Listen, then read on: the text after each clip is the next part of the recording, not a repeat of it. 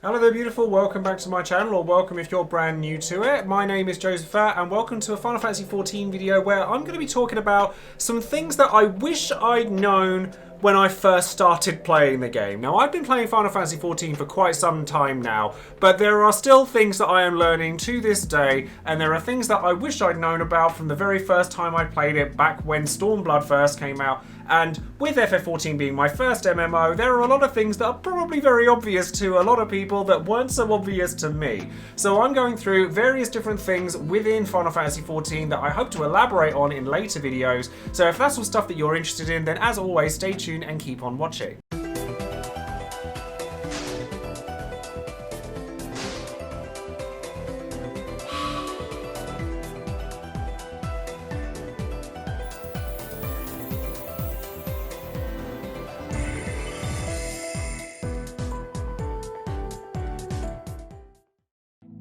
Now before we get started, of course, don't forget to check out all of my links in the description box below for my social media, including Twitter, Twitch, Discord, and Patreon. I stream 5 days a week, including 2 days for Final Fantasy XIV. I also stream Dissidia Final Fantasy Opera Omnia, and I also stream the regular Final Fantasy games as well, as much as loads of other stuff as well, so definitely come and find me on Twitch if you have any questions or things that you'd like to talk to me about, because it's always lovely to hear from you guys.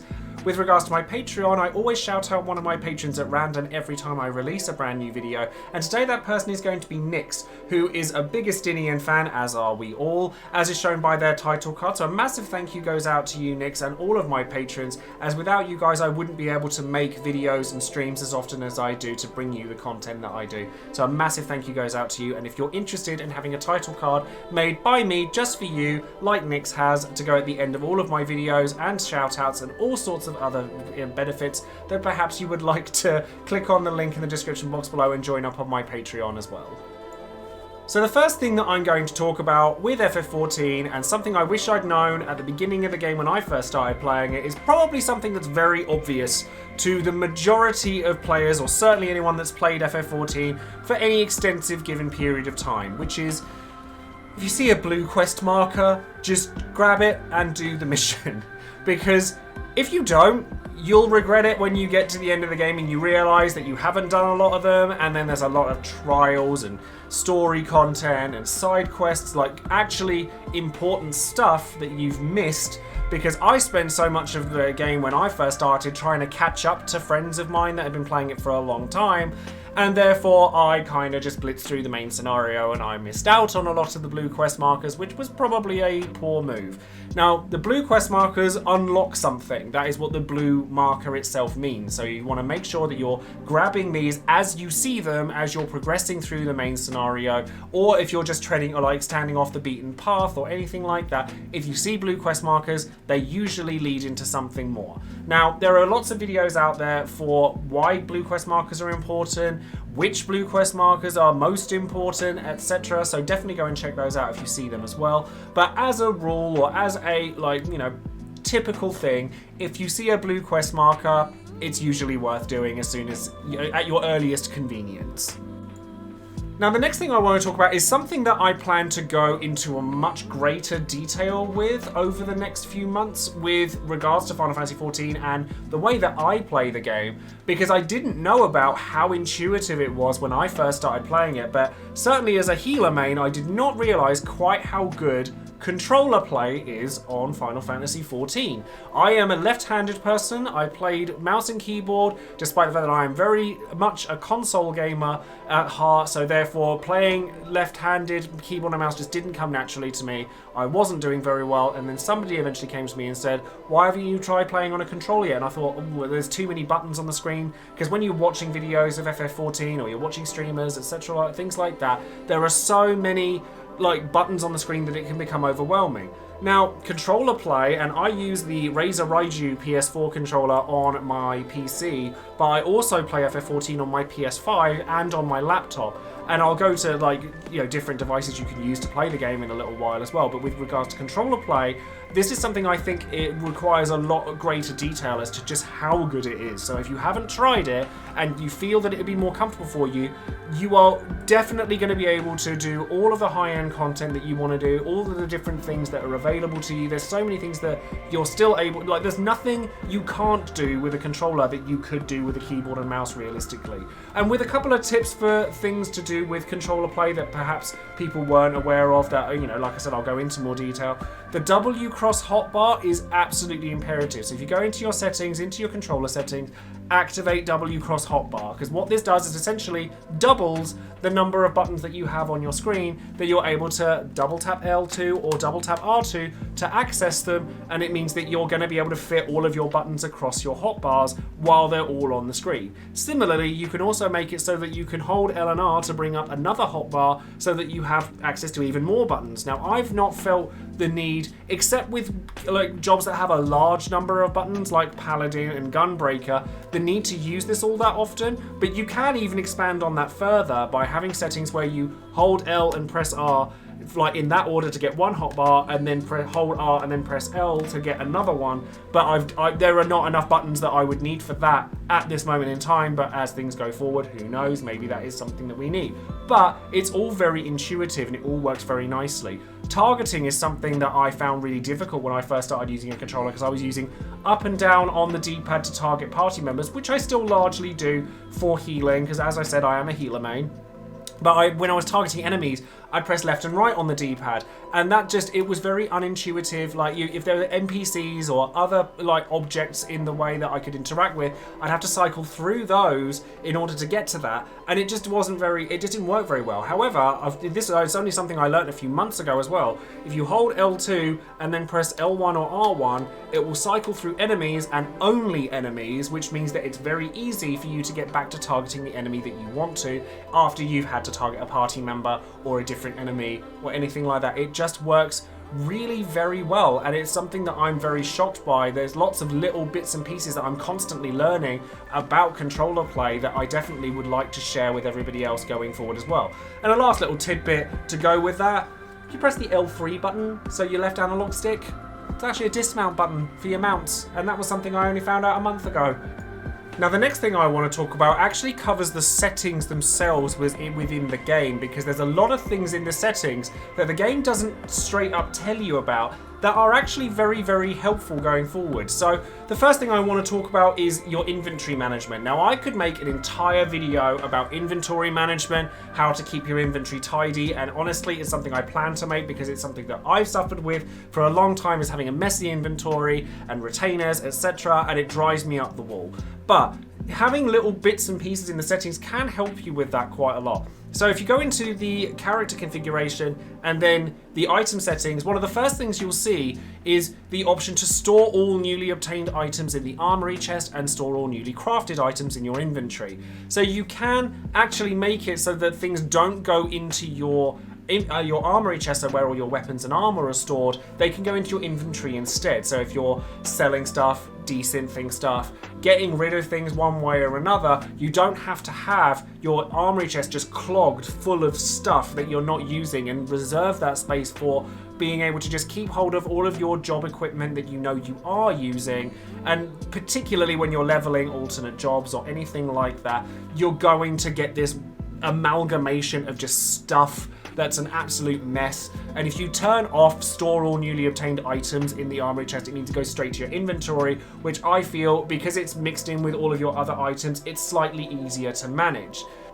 Not only that, but you can also do a lot of things that improve your quality of life within FF14 within the settings as well, just by reducing the amount of particle effects and things that are going off on the screen all the time. Because let's say you're going into an event like Delubrum Reginae, which is a very large scale event, bigger than a normal Alliance raid, lots of characters going off, doing lots of attacks, lots of things, lots of explosions. Then even if your computer's perfectly capable of handling it, like mine is perfectly capable of handling it, not a problem with that, but it can be a bit of an eyesore, and it means that it's harder to concentrate on what the enemy and yourself are actually doing and doing the job you're setting out to do. But you can help that by going into the character settings again, going to the control settings, the character tab on that, and then you'll see the battle effects settings, so you can change how much you see of your own like battle effects, so explosions, particle effects, etc., as well as other people's, and you can set them separately as well. So for me personally, I have my battle effects on like showing everything, but I have everyone else's showing a limited amount. I don't have them turned off because I still want to feel the fantasy, have the effects going off somewhat, and like being able to see things like asylums if my partners are using them, etc., like from a white mage, or making sure I can see what's going on, but it not being so overwhelming that I'm just looking at flashes on the screen and not being able to keep up with it. And then the last thing I would say, this is more something that is akin to something that is going to help you if your computer's not handling FF14 so well, but it does have another use as well. If you go into the system settings rather than the character configuration, go to other, you can actually alter the amount of characters and objects that appear on the screen at once. Now, I know what you're thinking. Why would I want to lower the number of characters on the screen? You know, half the fantasy is seeing all these people in an MMO setting. That's what it's all about. Don't worry, because it doesn't affect like your raiding or your party or anything like that. You'll always be able to see them, but you will also be able to just have like a really high, you know, frame rate in like Limsa and Minsa if all you're seeing is a load of people standing around doing nothing. And yet, not only that, but on patch days or, you know, big releases or anything like that, when the game is particularly congested, if you have this set, it doesn't have to be its lowest settings, but if you have it set slightly lower, then you'll be able to kind of click on the things you actually want to click on rather than constantly just clicking on player names and things like that, while still having the full experience of the game as well. Now, the next part of the thing I want to talk about in terms of things I wish I'd known when I started playing the game was how intuitive the HUD is and what you can do with said HUD and your layouts, etc., to play the game across multiple devices and machines. So with the HUD, you can actually, if you go into the HUD, etc., you can actually separate, for example, target info from its components. So one of the things that I always struggle with is having to look around the screen constantly for various things, and that's the kind of thing you need to mitigate as best you can so that you can focus in one area of your screen so that you're able to see what's going on with a wider like peripheral vision. Now, with the cast bars in this game and enemies that have them, and when they're flashing, obviously that means that an enemy's action can be cancelled through interrupt actions like the tank roll action, etc. And you can actually separate, using the HUD layout, the target info from its HP, its progress bar, and its status. And I didn't know that for a very long time, and I actually separated them and I plonked the progress bar right slap bang in the middle of the screen, so that if I'm tanking and I'm looking at the enemy and I'm looking at what they're doing and trying to like make sure my positioning is correct, if when they're going to do a big move or anything like that, it comes right up in the middle of my screen. I don't have to move my eyes to be able to see what's going on in game, so I can act accordingly. So you can add this in progression and, you know, or any kind of content realistically, along with learning the patterns of the enemies, knowing what they're going to do through your various research and bits like that, along with mitigating your peripheral vision, making sure things are as easily accessed visually as you can in order to make your progress that much faster. And then when it comes to actually, you know, progressing through the game with various different devices, like I said earlier, I play on PS5, I play on PC, and I play on my laptop.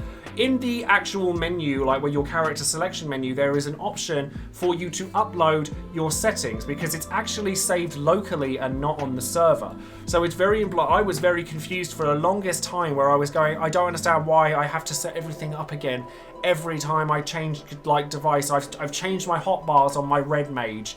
Oh, I now need to do the same thing on the laptop or on the PlayStation. You actually don't, and I didn't know this. And I really kicked myself for the fact that I didn't. But what you do is you go into the menu and the settings for your character, the character settings that are present before you select your character, and you upload the data to the cloud. And then when you go to your other device, and this does work between PC and PS5, just as an FYI as well, or PS4, any device that you're playing the game on, it works fine on. And then you download your settings from there. You can also upload and download your system settings as well. But when it comes to like playing the game on multiple machines, then it's worth noting the fact that you're going to want to upload and download your settings like whenever you finish a session, or like just making sure that you've got your up-to-date settings across all of your devices. Just be warned that there is a 24-hour cooldown between your uploads every time you want to do that.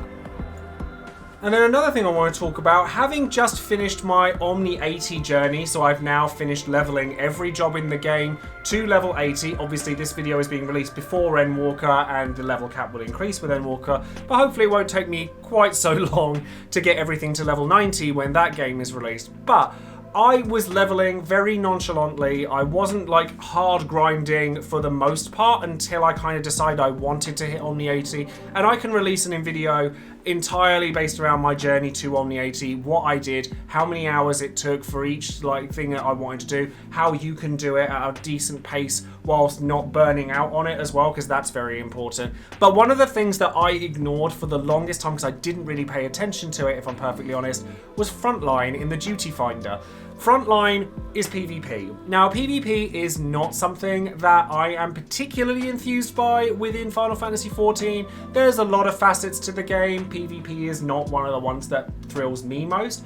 But there is gear that you have to exchange wolf marks for, which is the currency you get for doing PvP, and a lot of it's very, very nice, and I would have liked to have gotten it a lot earlier. But if you do the daily roulette for Frontline, I didn't pay attention to it because it's segregated from the actual GT roulette, and I didn't realise quite how much XP and other rewards you get out of doing it. And like I said, I don't particularly care about PvP, but the best thing about this is it doesn't matter if you win. It doesn't matter if you lose, it doesn't matter anything. But at the same time, you don't want to just throw the game. Like, if you're going to play properly, because you might have a bit of fun just doing it anyway, even if it's not something that you're like particularly enthused about. You still get into it, and not only do you get loads of XP, you get the wolf marks. Even if you lose, you don't get as many, but you still get them. You also get tomestones that are current and relevant, so like at the moment, Allegory and Revelation. You know, that you get a lot of stuff for doing it for, what, 20 minutes? And the queue times can be quite long for Frontline, but if you line it up with the content, or like the reset, the daily reset, so for me currently it's 4 PM British summertime. If you line it up with that, you often find that that is when most people are doing Frontline, so you'll get into the queue for that quicker. Whereas with the regular duties, you'll get into queues sort of throughout the day, whereas Frontline drops off very quickly, not long after the reset has happened. So if you make that your priority, it's like 10 to 20 minutes, depending on how evenly the game is going, you'll get a buttload of XP and a buttload of items for doing it. And that also brings me to my next point, which is find a way to multitask when you're doing content within FF14. Let's say you're queuing for a daily roulette, or you're queuing for a party finder, or anything like that. Be aware of the things that you can do while you're queuing for that party to go off. Like, there are stuff that you can't really do when queuing for duties, such as instanced content, like through main scenario or job quests or anything like that. But there's plenty of other things you can be doing, such as main scenario and job quests that aren't instanced. Maybe crafting is something you want to look a bit more into, and it's certainly something that I didn't look into until, I want to say, 3 or 4 months ago when I started picking it up for Omni 80 purposes. And I actually really enjoyed the fact that I can use it while I'm queuing for things. And it all comes down to the fact that you're able to kind of kill 2 birds with 1 stone, and not just sitting there waiting for a queue to go off. Because if you're sitting there waiting, certainly if you're a DPS main, then you might be sitting and waiting for a little while. So isn't it better to use the time constructively in a way that you can enjoy, rather than just sitting there waiting for a thing to pop? And by doing that, you might learn that there are other things that you enjoy that perhaps you didn't previously anticipate, or you make more progress than you thought you would. Now, the last thing that I want to talk about before I end today's video is something that I think is more general, and it's actually just a good piece of advice generally for those who have started Final Fantasy XIV recently, and it's something that I really wish I'd paid attention to more when I started playing the game. As I said when I talked about the blue quest markers, when I started playing this game, I was trying to catch up to friends, which meant I was skipping cutscenes, which meant that I was just rushing through content, trying to get there as quick and efficient a method as possible. And for the longest time, I actually just didn't have very much fun doing it. So the piece of advice I have for everybody is to take your time. Do the things that you enjoy. Don't try and do all the things, like even if you ignore some of the stuff I'm saying in this very video, go and do the things that speak to you first and foremost. There's a lot to enjoy in FF14. There's obviously the main scenario. Those of you who want to do the high-end content, there's plenty of it there. You've got extreme trials, savage raids, ultimate content, all sorts of different things that you could be doing. Medium level content like alliance raids, etc. They're all fun as well. But even things like glamours, housing, just the social aspect, role-playing. There are so many different things that people can do. It's an MMO. It's a big game, and it can be overwhelming for a lot of people. So just take your time and just naturally discover the things that you want to do, and just gravitate towards it, and try not to measure yourself by anyone else's metric, because your progression and someone else's are gonna be completely different things. There is no right or wrong way to play this game. That is the beauty of an MMO. It's a social experience if you want it to be. It's a solitary experience if you want it to be. You can play a lot of this game on your own. Like a lot of it. I played a lot of this game on my own because when I was playing it, it was very, very popular, but it certainly didn't have the massive boom that it does now, and I wasn't streaming it at the time either. So I learnt about a lot of the things that I did gradually and over time, and it's okay for you to do that too. It's a big game. Don't try to take everything all in at once. So that's going to be all for today's video. Honestly, all the stuff that I've listed today just scratches the surface of things that I wish I'd known when I started playing Final Fantasy XIV, and I'm continuing to learn things now, even after having played the game for over 2 years. There's a lot here, and there's a lot to learn, but it's really fun to discover these things amongst other people and learn how other people approach things differently to me or you or anyone else. So sound off in the comments below. Let me know something that you wish you knew back when you first started playing FF14, whether you started playing it last week or whether you started playing it at 1.0. It's all lovely, and we're all sort of coming together to bring information to the masses and see what people want to know and what people maybe didn't know to begin with. So that's going to be all from me. Thank you very much again for watching, and I hope you've enjoyed it. Don't forget to like the video, subscribe to the channel, and click the bell for notifications of any future videos I might be making, and be sure to come and find me on Twitch as well if you'd like to see me playing some FF14, and then maybe we can discuss some stuff that we can make for future videos there as well. So thank you all again, and I shall see you all soon. Take care.